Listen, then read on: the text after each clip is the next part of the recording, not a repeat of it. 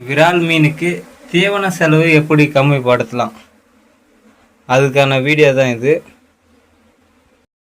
விரால் மீன் வளர்க்குறதுக்கு நம்ம என்னென்னலாம் பண்ணணும்னா, முதல்ல தீவனம், மிதவை தீவனம் இருந்தால் மட்டும்தான் விரால் வளர்க்க முடியும்னு சொல்கிறாங்க எல்லாருமே.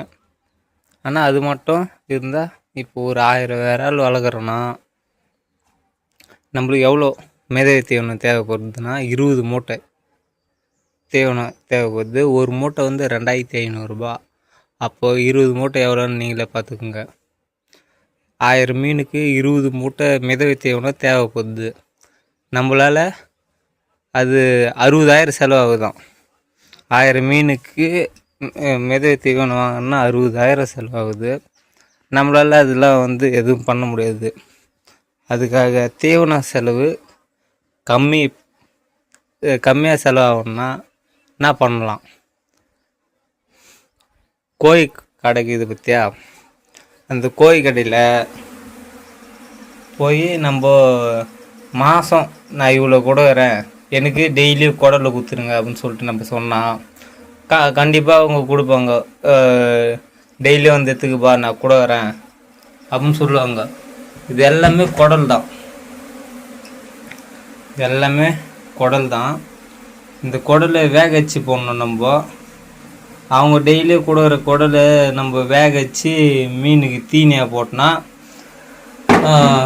20 மூட்டை நம்ம தீனி போடுறோன்னா அது 10 மூட்டை தான் தீனி போடுற போல் வரும்.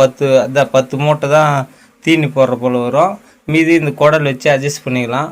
செலவு ரொம்ப கம்மியாகும், தீவன செலவு.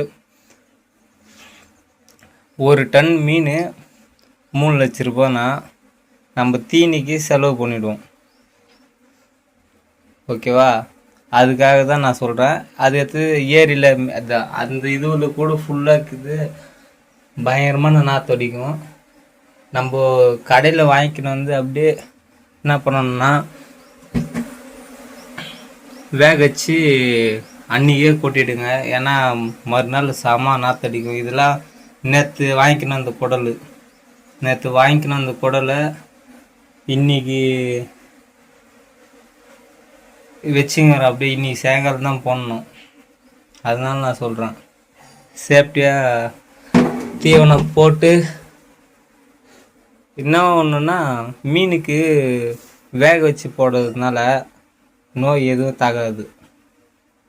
அதே போல் மஞ்சள் கொஞ்சம் சேர்க்கலாம், தப்பு ஒன்றும் இல்லை. தீவன செலவு ரொம்ப கம்மியாகும். மிதவை தீவனம் வாங்கினா 60,000 செலவு பண்ணணும் 1000 மீனுக்கு. நம்மளால் 60,000 செலவு பண்ண முடியாது.